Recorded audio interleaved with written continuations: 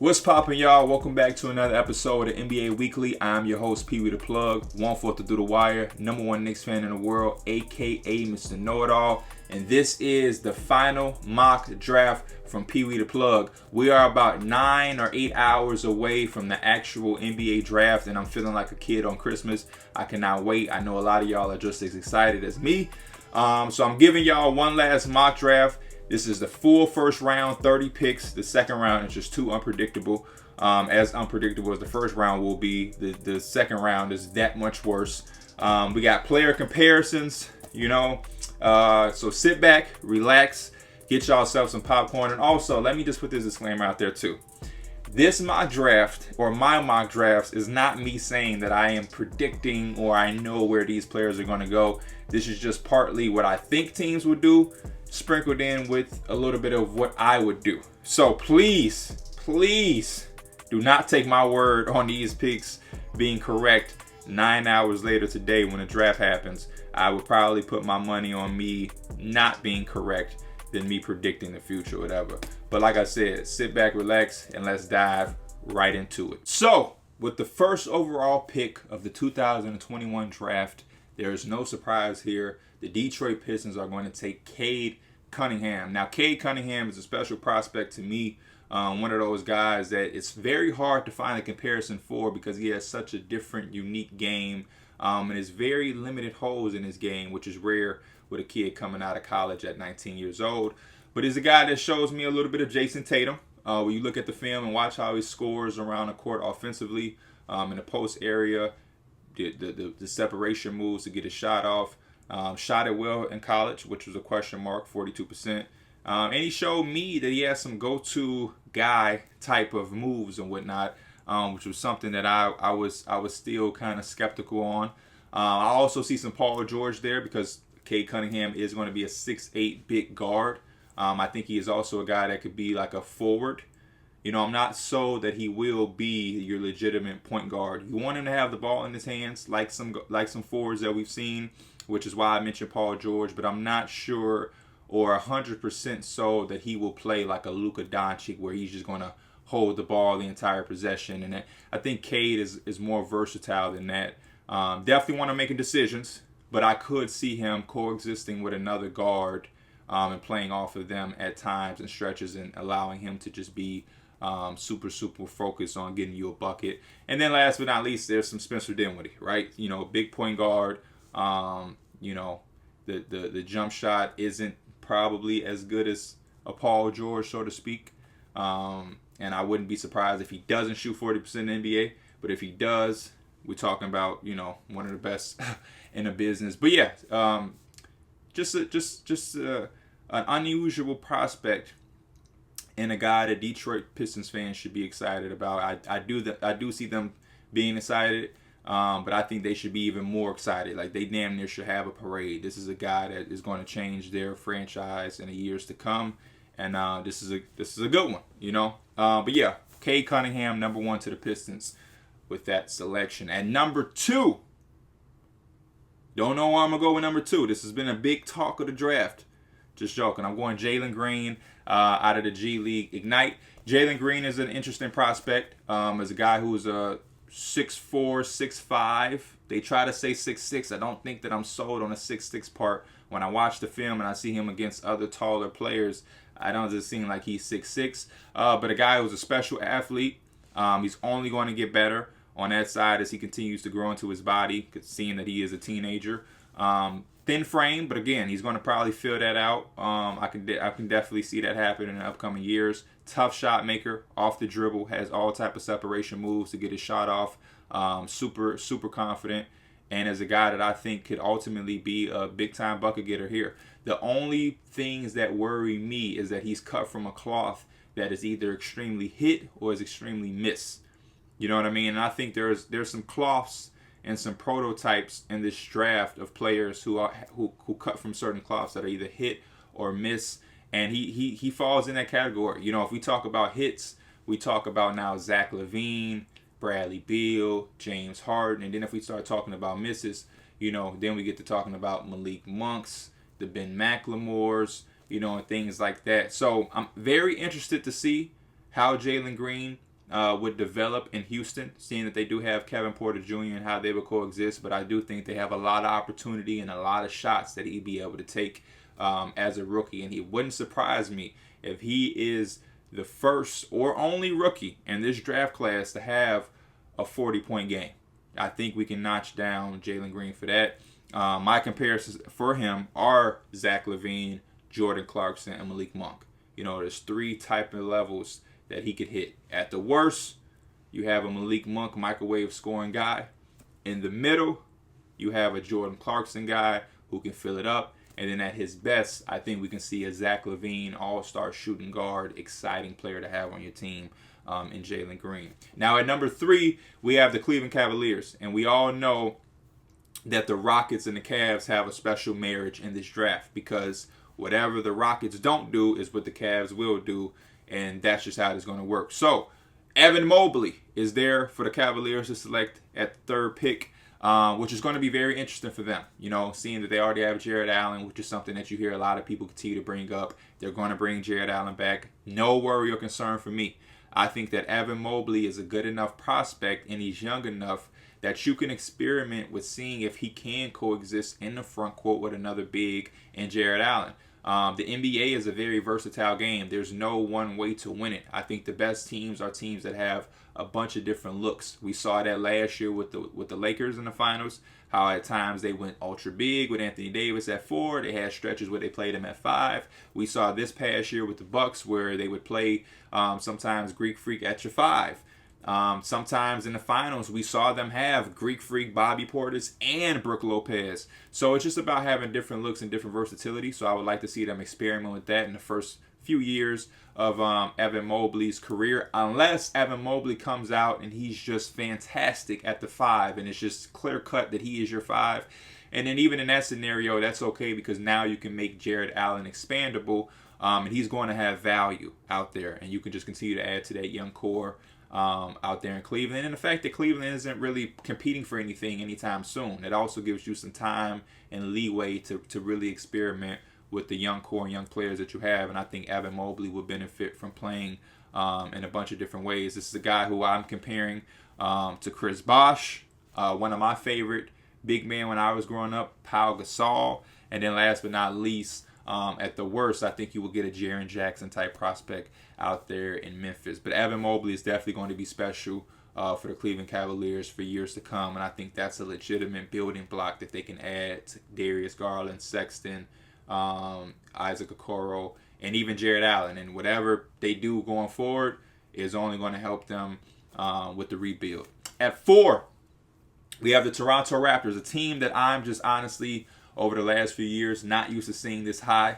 Shout out to the Toronto Raptors, because I think it was a big time jump for them to go from projected being at 7 into the 4.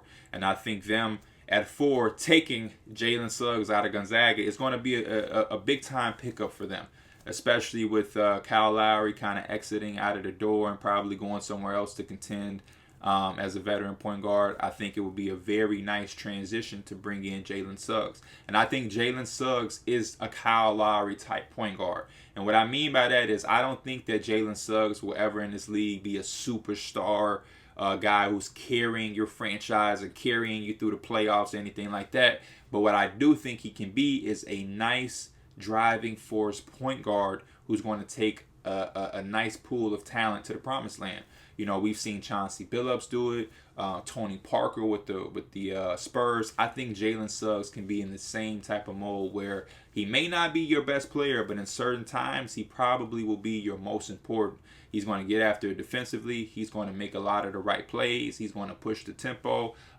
He's shown that he can make shots. He can make big shots. He's not going to be afraid of the moment, and that he can coexist with other top-tier talent. And I think Toronto, bringing him in and playing with a Fred VanVleet, OG Anunoby, Pascal Siakam, Gary Trent, even Chris Boucher, that's going to be a nice environment of players, or a nice collective of players that he can play with under a Toronto Raptor development umbrella. We've seen how Nick Nurse and those guys really develop talent, and I think he's going to fit right in like a glove.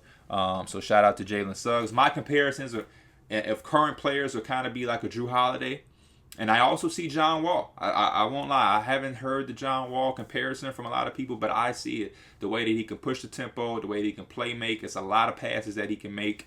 And he's going to be in attack mode. So I'll say John Wall as an underrated comparison for Jalen Suggs. Fifth, the Orlando Magic. I think the Orlando Magic are in a great position in this draft to be able to have 2 top 10 picks. You know, I think having 2 top 10 picks is always going to be something special and good. This is also a team that I will make a mental note in the back of my mind while we're doing this, that they have, 2 top 10 picks to potentially move up. We're hearing a lot of rumblings about the Cavaliers, maybe, moving on from 3. And I think if the Cavs were to fall, it would be nice for them to get 2 picks instead of 1. So, but anyway, at 5, I have them taking Scotty Barnes out of Florida State. Florida State has become such a hub over the last few years for draft wings. Patrick Williams, Devin Vassell, Jonathan Isaac, now Scotty Barnes. Scotty Barnes is very unique. He's the most unique out of all those Florida State wings that I've just mentioned. He's a guy that reminds me of Draymond Green. I also have Thaddeus Young, Pascal Siakam. Very unique playmaker. He's going to guard his ass off from day one, and I think potentially having a wing or front court defensively of Jonathan Isaac, Scotty Barnes, and then you still have an Orlando Mo Bamba and Wendell Carter as the backline of defense. So with that type of defense, of front court or wings, however you want to call that group of guys, that's some elite defense. That's a very, very, very, very good defense. My only concern with Scotty Barnes going to the Magic is on the offensive end. His best trait offensively is creating for others and being a big playmaker. The Draymond Green comparison comes into play right there. And I don't know if right now they have enough offensively for him to create 4. Jonathan Isaac isn't necessarily a floor spacer. He can occasionally knock down some shots, but I don't know if I'm calling him a floor spacer. Markelle Fultz surely isn't spacing the floor, and they have some vets who can shoot like Terrence Ross, but I would expect them to make them expandable. You do have Cole Anthony who can knock down some shots. Same with Chuma Okeke. But I would definitely like to see them get more outside shooting and scoring if they were to take Scotty Barnes here at 5. But I do think that would be the best pick for them, especially with the defensive upside that young team would have with picking him up. At 6, we have a team, to me, that I love the history of their drafting. This is one of my favorite teams for young prospects to go to spread their wings, and it's the Oklahoma City Thunder. And at 6, I have them taking Jonathan Kaminga from the G League Ignite team. This is a 6'8" young wing who who did I mention? Jalen Greene and even Scotty Barnes, they're cut from cloths that are hit or miss. Like Scotty Barnes, we just talked about in 5. I didn't mention it, but he's cut from a cloth of the big forwards who can play, make, and defend, but the jump shot is questionable. Jonathan Kaminga, this is a defensive wing, strong, physical, nice physical profile. But the question for him is, will his offense be able to catch up with his defensive upside? This is a cloth where we saw it work for Kawhi Leonard, who was always the guy that these type of prototypical guys in the draft will be compared to. Like, if you can get his offense to catch up with his defense, you have a new Kawhi Leonard. But as of late, and what you're going to hear for the next few years to come, is the new name is Jaylen Brown. Jaylen Brown is a guy that had these physical traits and defensive upside, and we saw his offense catch up, and now he's a emerging elite two-way player wing for the Celtics. Jonathan Kaminga is cut from that cloth. Physical profile, defensive upside, and if the offense can catch up to the defense, he can potentially be a nice potential elite two-way wing in this league. Now, the downside to that cloth is there are some guys whose offense never caught up to the defense and they were liabilities and they didn't really fit into the league and had to bounce around. Example, Stanley Johnson out of Arizona when he went to Detroit. The offense never quite caught up to the defense and he never really found a home. We've seen him bounce around the league and he was never able to really carve out a role. Another one is Josh Jackson, who went 4th to the Phoenix Suns out of Kansas. Defensively, he's had all the tools and the length and different things, but offensively, again, the outside shooting and the consistency with scoring has really had him bouncing around. And he had some lows even when he went to Memphis and had to go down to the G League. But as of late last year with the Pistons, he seemed to be getting back on the right track.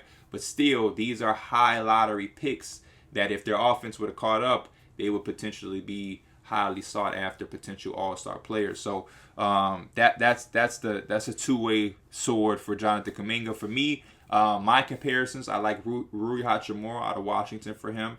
3-4, play in the post, turnaround jumpers, shoot a 3 here and there. And then I also have Jeff Green. Anybody that knows the young Jeff Green, drafted to the Seattle Supersonics, 5th overall out of Georgetown, phenomenal player. And I think Jonathan Kaminga has a lot of similarities to him. And I can't wait to see how he develops out there in OKC, because they're going to give him 2 things: opportunity and development. And those 2 things combined are always amazing. At number 7, this is a very intriguing pick because all of us are anticipating the Warriors to do something with this pick besides draft it. Whether they trade this and 14, whether they trade this 14 and Wiseman, whether they trade this 14 and Wiggins, whether they just trade this pick. We don't expect them to use this pick, but we expect them to do something with it. So with that reason, I'm going to just take Josh Giddey. There's been a lot of rumblings of the Memphis Grizzlies potentially trying to move up to 7 to take Josh Giddey, and move with the Warriors or whatnot. I think that can be a lot of different team sentiments, trying to move up and get Giddey. And I like Giddey here. I think Giddey is an interesting big point guard. I think his jump shot is a lot more better than people give him credit for. I like the way he attacks the basket, which is encouraging, because usually when you have big point guards, the flaws is the outside shooting. And then we saw guys like Lonzo where they don't have the confidence to attack the rim because they don't want to get to the free throw line. And then when it becomes predictable that when you attack and penetrate and collapse defenses that you're automatically going to pass, what teams do is they predict and guard that way. So they'll give you layups, or they won't collapse their defense because they know that you're trying to pass out. I think Josh Giddey has some upside with that jump shot. His size and the fact that he will attack you downhill and can explode every once in a while and catch people off guard with strong finishes and dunks, that it'll open up his playmaking a lot. And I have confidence in his jump shot to translate over time. And I think Josh Giddey is going to be a nice guy at 7. Some of my comparisons for him is Tomas Satoransky. I think that is almost as perfect as it can get. All fails, he'll be a taller Ricky Rubio if the jump shot isn't consistent. And then if the jump shot can be consistent and he can play off the ball some, I have Tyrese Halliburton up here, which to me is a bit of a long shot. But if he does have a consistent jump shot, the Tyrese Halliburton comparison could be a little bit more on par. So we will see how that develops and what happens at 7. And then hopefully there is some type of trade, because last year we talked all these trades with the Warriors and they didn't do anything except draft Wiseman with the number 2 pick. At number 8, we have the Orlando Magic again. And this pick for me is James Bouknight. I talked about them taking Scotty Barnes and potentially not having enough shooting and scoring. And this is the one of the best bucket getters in this draft class to me, James Bouknight.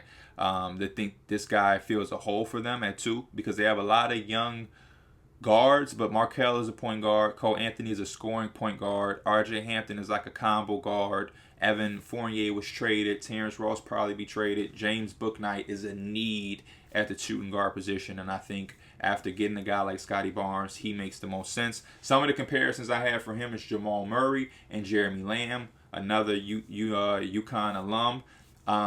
Shot 29% from 3. I think he's a much better shooter than that. Played with a team that didn't have a lot of offensive weapons. He was mostly the focus point every single night. Had to take a lot of difficult shots. There's highlights of him taking jump shots over double teams and all type of things. But I do think with better talent, NBA spacing, he'll be a much better shooter, which will open up his offensive game even more. So James Bouknight at 8 out of UConn. At 9, we have the Sacramento Kings, and I have them taking Franz Wagner out of Michigan. I think Franz could be a big step for them in the right direction. I liked their draft last year when they took Tyrese Halliburton, a guy who has some skill, instead of taking guys who have upside. I just don't think that the Sacramento Kings do good with upside players. I think they need to get skill guys who can pass, cut, play without the ball, defend, and those guys will mesh well with De'Aaron Fox, and Franz Wagner fits right in there. He's going to defend. He played a nice system at Michigan under a former NBA player, head coach, Juwan Howard. He can move without the ball. He can find guys who are moving out the ball, backdoor cuts. I think he can shoot the ball a little bit better than advertised at Michigan. A little right-hand heavy, but I think because he won't be your 1-2 scoring option, he may be able to get away with it. Some of my comparisons for him, Nick Batum, from the Blazers, even Kyle Anderson from the Grizzlies, and then last but not least, AK-47, Andrei Kirilenko. If he becomes anything like Andrei Kirilenko, the Kings have themselves a nice steal at 9. Now at 10 was the Pelicans pick. Obviously, the Pelicans and the Memphis Grizzlies made a nice pre-draft trade, which makes this pick officially the Memphis Grizzlies pick.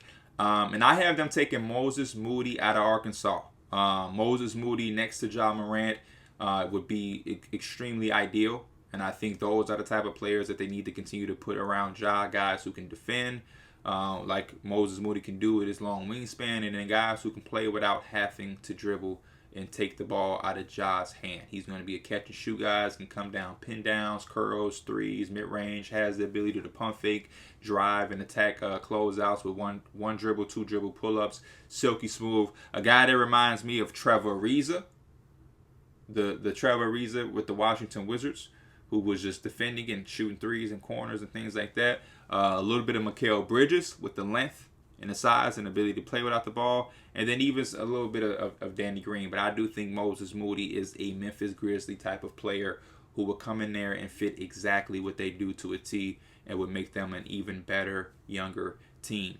At 11, the Charlotte Hornets, who had LaMelo last year. They have LaMelo, they have P.J. Washington, Miles Bridges, they have scoring guards like Terry Rozier and Devontae Graham. They went out and grabbed another wing in Gordon Hayward. The only thing that's really vacant is the center position. And I would like to see them try to snag and hit a home run with Kai Jones out of Texas. Kai Jones is a former track athlete who runs the court and the floor incredibly, beats almost all of his defenders up the floor in transition with his 6'11 size and frame. Obviously a lob threat. Showing some ability and flashes to shoot the 3 ball with confidence, shoot some contested, so you have floor spacing potential. And then defensively, because of his speed and quick feet, he can switch at times and hold his own laterally. And then there's rim protection upside and potential with him also. So I would take Kai Jones and try to hit a home run and really put together a nice, young, exciting core out there in Charlotte. And again, he's to be another guy that can complement LaMelo Ball. So I'm hoping that the Hornets take him at 11.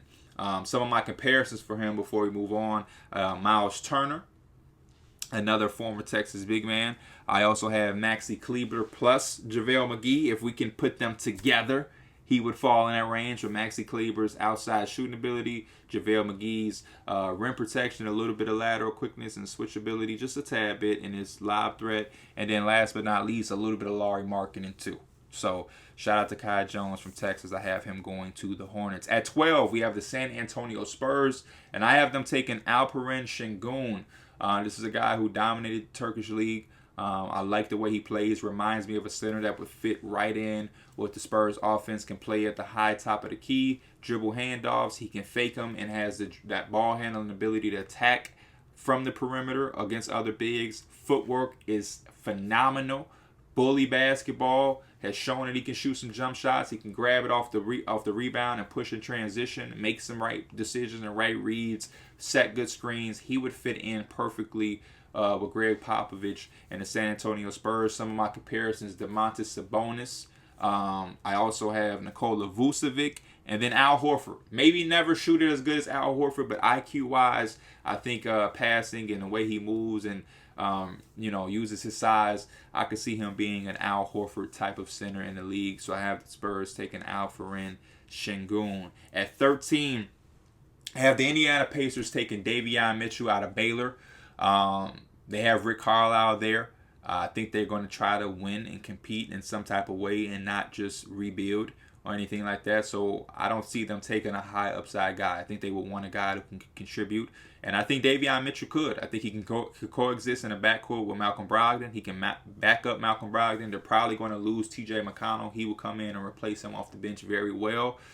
We saw what Rick Carlisle was able to do with an older veteran point guard out of college like Jalen Brunson. I think he could replicate the same thing with Davion Mitchell. Some of my comparisons for Davion Mitchell: Derrick Rose, current Derrick Rose, Eric Bledsoe, and even some Patrick Beverley. Maybe not with the antics, but with the defense and the outside shooting, definitely Patrick Beverley. So Davion Mitchell to the Pacers at 13. At 14, we have the Golden State Warriors back up, and after taking their pick with Josh Giddey, trying to foreshadow them trading a pick, I have them taking Chris Duarte at 14. Chris Duarte is a guy that has been rumored on having interest from the Golden State Warriors, an older player who would make sense for the Warriors, seeing that he could probably step in and play right away. They won't have too many expectations or needs from him, but a guy that can play with the ball a little bit out of the PNR, can shoot, can catch and shoot it, going to bring some defensive tenacity, going to play hard, and I think those are the exact type of players that the Golden State Warriors want to implement to their system and their offense. Chris Duarte, a guy that I'm comparing to Gary Trent Jr. and a little bit of Josh Richardson. Like I said, defensively, is going to come and compete and give you everything he has, and then he has some shot-making ability off the catch, off the dribble, out of the PNR, and I think that fits very well with what the Warriors are trying to do with Steph, Clay, and Dre. And one more shot, he would definitely be able to come in and contribute right away. The next pick, Washington Wizards. I have them taking Keon Johnson out of Tennessee. Keon is falling in this draft. I'm going to just say this right now. Somebody in this draft is going to fall. Whether you disagree with the guys that I have falling or what, but when you start to see how many names and how many people are in this draft, it's inevitable. Somebody is going to have to fall. But I have Keon Johnson with the Wizards.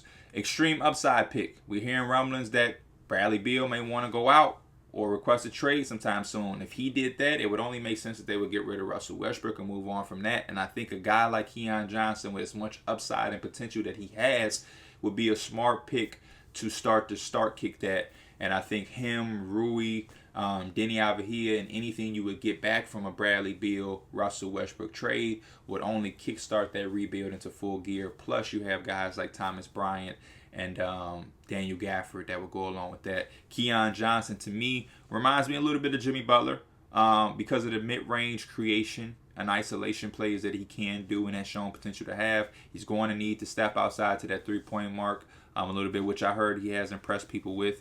Josh Okogie is another comparison that I have for him. A little bit smaller, but plays a lot bigger than his size. I think that goes for Keon Johnson as well. And then I also have Will Barton. Like I said, if he wants to play long in the league, he's going to have to start shooting those threes a little bit more. And I think Will Barton is a good example of a guy who wasn't necessarily a three-point shooter coming into the league, but had athleticism and defensive tenacity, and then improved with the three-point shot. And I think Keon Johnson can continue that and follow suit. At 16, we have the Oklahoma City Thunder back up after taking Jonathan Kaminga at 6. I have them at 16, now taking Trey Murphy out of Virginia, another wing that will be able to defend. Trey Murphy, one of my favorite guys in this draft class. I would not be surprised if he was this year's Patrick Williams, who shot up and was a lottery pick kind of out of nowhere. A week or two ago, people had him kind of sneaking into the end of the first.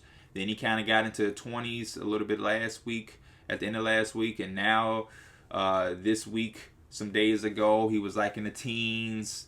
Look, now he's kind of pushing towards lottery, you'll see. So I wouldn't be surprised if, like, at 10, Memphis shocked the world and took Trey Murphy. I think he's one of the more undervalued players because, in my opinion, Trey Murphy would be a guy that I would use a lottery pick on. If I was a team like Memphis, if I was a team like the Kings, and I had a guy that I was trying to build around and has the ball as much as Ja Morant and De'Aaron Fox, Trey Murphy is the type of wing that I want around them. He can guard, plays without the ball, catch and shoot, and he's 6'9", so he can get out and transition and finish over people, and that's exactly what he would do for OKC. I have him compared to Sadiq Bey, Cam Johnson, and Otto Porter. Like I said, shooting ability. He knows himself. He doesn't try to do too much offensively. He just wants to catch and shoot and defend. And he uses, like the rest of these guys, his length on the defensive side very, very well, along with his lateral quickness. And I think this guy is your prototypical ideal role player. He's going to be a star in his role for some team, and I'm really, really high on him. At 17, like I said, with the 10th pick of the Memphis and Pelicans, instead of the Memphis Grizzlies, this is the New Orleans Pelicans, just a reminder. And I have them taking Corey Kispert. This is a team that just needs shooting. When you have Zion Williamson and Brandon Ingram and guys like that, you're going to need shooting. They got rid of J.J. Redick. Last year, they didn't draft Aaron Naismith when they had a chance. Instead, they went Kyra Lewis. They traded Bledsoe and Steven Adams, which is on the right track. So ending up with Corey Kispert after making a move like that and bringing in Jonas Valanciunas and then potentially clearing up that money to go out and sign a Kyle Lowry or something, the Pelicans could be on the right track. Corey Kispert is a guy that I'm comparing to Joe Harris, Kyle Korver, and even a little bit of KCP. I think he can defend and hold his own. He's been around other good talent and good players in college, and he's used to being on really good teams, and really good teams can defend. And then we know he's going to be a sniper, but also a guy that even if he gets ran off the line, can put it down on the floor a little bit and make a jump shot for himself occasionally. So I have Corey Kispert going to the Pelicans, and I think that would be a phenomenal pickup for them. At 18, we have the Oklahoma City Thunder back up once again. Now, I will put a clause out here that I won't be surprised if one of these picks for the Thunder gets traded. I do think they'll keep 6. But I would see. I'm guessing that they're probably trying to put together 6, 16, and 18 for somewhere to move up. But I don't think that they would bring in 3 first-round picks.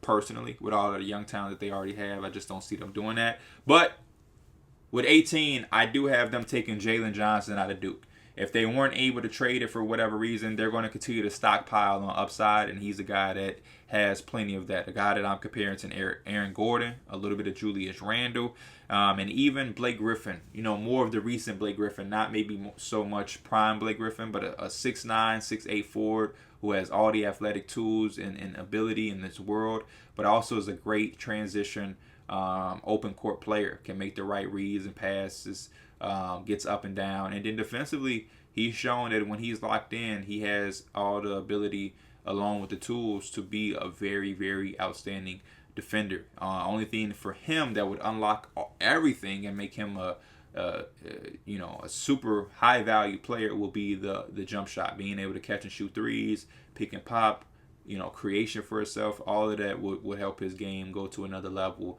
and to reach a potential that a lot of us probably don't see coming. So 18 is Jalen Johnson. Now for my Knicks at 19, with a lot of the guys being taken like Chris Duarte, Trey Murphy, wings that we have our eyes on, it's only right that we take Zaire Williams out of Stanford. A guy that reminds me of Cam Reddish and Rodney Hood, extreme size, can put it on the floor a little bit and make his own shot. At least he likes to think he can. So he's definitely going to be looking to do that. Defensively, I love everything that he brings to the table there. I think especially with the Knicks, he'll be able to kick it into another higher gear. I do like his catch and shoot ability more so than his self-creation. But because he's still so young, I think you can build and work with the shot creation over time, and he could potentially be a gem. He had an up and down season. I don't think he's a star or anything that some people think, but I think at 19 with the Knicks in our culture, he can come in and really be a really good pro. At 20 for the Atlanta Hawks, I have them taking the best bucket getter in the draft, which is Cameron Thomas out of LSU, a guy that I'm comparing to Lou Williams and Eric Gordon, 2 other bucket getters. But yeah, I just think that the Hawks, that's what they do. They get buckets, they're going to score. He's going to be a guy that when Trae Young goes to the bench, he can continue to get buckets while Trae Young is resting. And eventually Lou Williams is going to be on his way out and out the door, and Cam Thomas will come in and take that role of that microwave scorer for them off of the bench. So I do have the Hawks taking Cam Thomas at 20. At 21, my Knicks are back up again. And I have us taking Trey Mann out of Florida. I think Trey Mann is the typical type of point guard that we all want in New York. A guy who can score, has range and size at 6'5". shot creator ability, something that we didn't really have much in the playoffs last year, and it kind of came back to bite us. A guy that I'm comparing to Kobe White, even Cole Anthony, and some of Jordan Poole. He just has outstanding range, outstanding shot creation, and he creates space and separation so well. And then again at 6'5", he's only going to continue to fill out his body and grow into his body. And I think he has a lot of potential as a shot creator and maker at the next level. So I would love to have Tre Mann in New York. At 22, we have the Lakers. Like other teams that I've mentioned, wouldn't be surprised if they package this deal one way or another. We've heard rumors of them trading Kuzma in 22 to Utah for Ingles in 30. But for the most part, I'm gonna take Miles McBride for them out of West Virginia. He reminds me of a guard that would be able to play with LeBron off the ball at times, and with Anthony Davis, catch and shoot ability. Really blown me away with the offensive steps he's taken after coming into West Virginia as a defensive-minded guard. I think he's shown mid-range shots. Sometimes can settle a bit, but I still think that it's showing a confidence level and an ability that a lot of us didn't know was there. So I think he would go in LA and guard terrifically, which is what LA does, terrific defensively. And then he can also play off LeBron and Anthony Davis as a catch and shoot guy, or in different situations create for himself. And a little bit for others, I will say. At 23, we have the Houston Rockets, who have already taken Jalen Greene. I'm going to continue to make them more exciting, and I'm going to take Sharife Cooper. We know that John Wall isn't their point guard out of the future, and at some point soon he's going to be out of there. His contract is going to be a much to move, so they're going to have to deal with him for a while.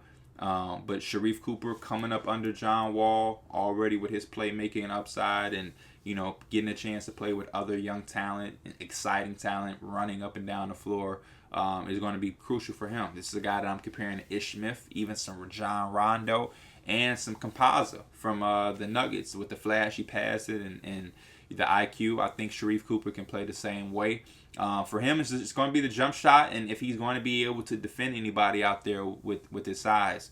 But I do think playing in Houston with other young, exciting talent. You got Christian Wood with the pick and pop and lobs. You got Kenyon Martin Jr., Jayshawn Tate, Kevin Porter Jr., Jalen Green. That's a nice, young, fun team that will be able to get out and run and grow together and develop, with playing time. At 24, the Houston Rockets are right back up again. I got them taking Usman Garuba. This is a guy who recently I heard from a couple of people. Whenever it's a couple of people that you hear this from, it isn't really speculation that much more. But Garuba would have to buy himself out of his current contract. So I don't know if that's an issue or whatever, but I've heard that could maybe make him drop. I think the Houston Rockets would still take him because why not? But I did hear that could be some type of issue. Potentially, maybe, and maybe not. And he maybe still goes in the late teens that we've seen him projected to be. But I do think he would be nice for the Rockets. Him and Christian Wood in the front court together. Defensively, Garuba is going to do his thing from day one, I think. But it's all about the offensive side of the basketball, and if he's going to be able to find a way to contribute there. But I do like him, and I do like his size. And I do think with an offensive weapon like Christian Wood, he could potentially go out and play, a small ball 5 type of role for the Rockets. At 25, we have the Los Angeles Clippers. And I'm going to take Isaiah Jackson out of Kentucky. The Clippers did a very good job last year playing small ball. But I think they could have used a more mobile big at times instead of going ultra small with like Marcus Morris at the 5. And I think if they had an Isaiah Jackson, they would have maybe been able to play it a little bit better. But because Zubac was really one of the only bigs they have, and mobility-wise on the defensive side of the ball, he just wasn't able to keep up. And I think Isaiah Jackson would have been able to keep up. He can guard the perimeter on switches a lot better than a Zubac. He's going to rim protect and block shots somewhat better, and he's just going to be able to be more mobile and to move around the court a lot better on the defensive side of the ball, and offensively he's going to be a lob threat. So I give the Clippers Isaiah Jackson. Reminds me of Mitchell Robinson Clint Capella, and even a little bit of Nerlens Noel. So I think the Clippers would like that pickup at 25. At 26, I have the Denver Nuggets taking one of my favorite prospects in this draft, Josh Primo. The Nuggets have an eye for talent. They know to go get young players who have upside, and they may have came out a little too early. That's how they got Porter Jr., Bol, and I think Primo fits right in with that. He's a guy that plays the way that they play after coming out of Alabama, playing the Nate Oates offense, which is running and shooting and playing fast. He would fit there. Catch and shoot ability is off the charts to play alongside Jokic. 6'5", very young, so you can put him on the back burner and learn. And I think he's going to have some breakout games for whatever team does land him. Reminds me of Malik Beasley, a little bit of Tyler Hero, and a little bit of Nick Young. Moves around the court like Nick Young.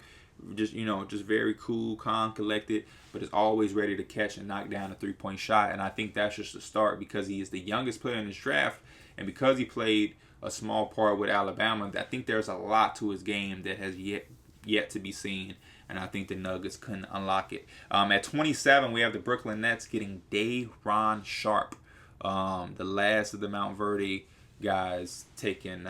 He would be big for them. They need that interior size. He can rebound the ball. There's some defensive upside there a little bit. He does still have lapses because of his age, but I think on the right team like the Brooklyn Nets, who are going to hold him accountable, he will be good there. And then he has the passing potential on the offensive end, which, again, with James Harden, Kyrie, Durant, Joe Harris, all the offensive weapons that they have, to have him be able to make plays from the elbow or pass, out the block will be extremely good for them. So I could see them taking Day'Ron Sharpe. Some comparisons I have for Sean Holmes, Willie Herman Gomez, and even Enes Kanter. So I think Day'Ron Sharpe would actually be a very, very good pickup for the Brooklyn Nets at 27. Last few picks here. At 28, I have the Philadelphia 76ers taking Jaden Springer out of Tennessee. A guy who is a little bit of a do-it-all point guard. Shot the ball really well, 40%. The only thing with that is that he didn't shoot a lot of threes, but he did make them when he did shoot them.